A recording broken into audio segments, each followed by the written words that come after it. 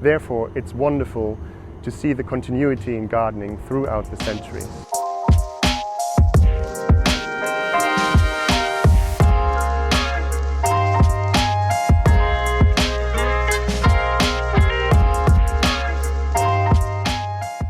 Even as a boy, I was fascinated by gardens and convinced my parents to let me have my own patch, and also to pay for the expensive flowers I choose at the nursery.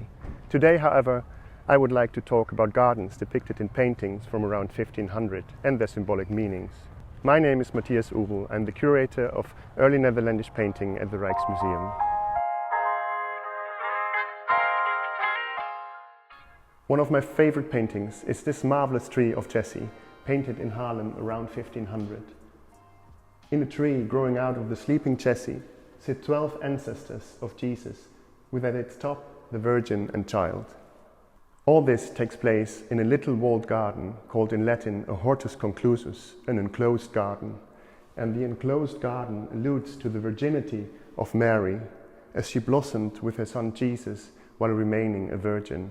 Apart from its religious significance, it's also fascinating to look at this painting as it also functions as a window into early gardening. For example, the brick wall planted with grass on top and the beautiful peacock standing on it, not only being a living ornament, but also a symbol for eternal life.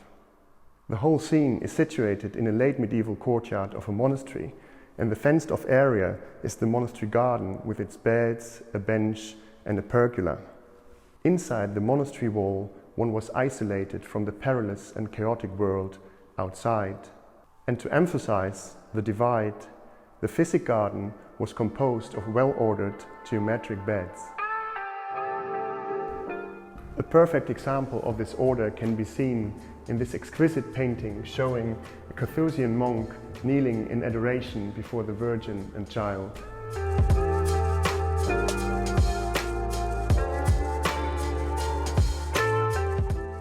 Our gaze is immediately drawn through the doorway onto the monastery garden.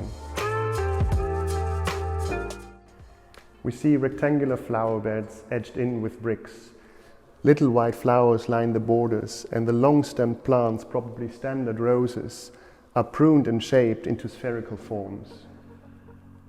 Pruning and using grits to ensure that plants grow in the desired way remain common features in gardening throughout the centuries.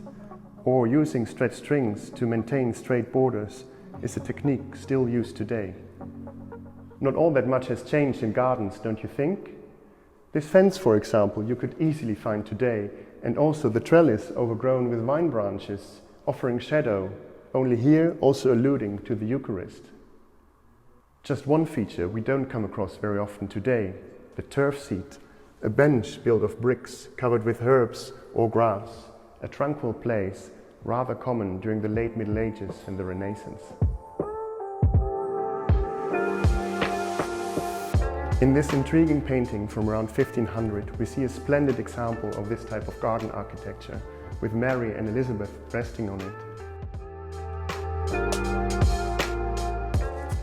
In the background, we see a paradisiacal walled garden, with another round turf seat on which Mary is sitting, talking to her infant son, who is riding on his hobby horse.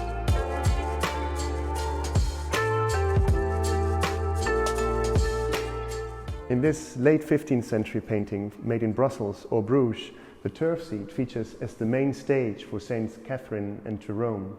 The trellis fence, overgrown with roses behind them, is a very popular garden element still today.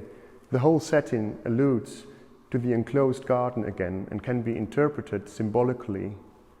For example, the columbine, the roses and the forest flower all refer to the Virgin Mary.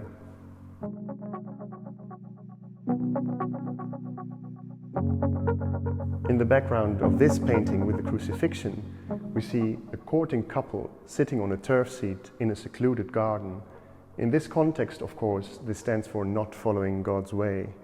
Thus, in a worldly context, a turf seat can also hold romantic connotations.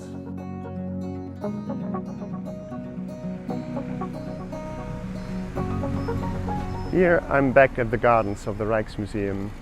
with its much loved flower beds, trees and hedges where many people love to relax.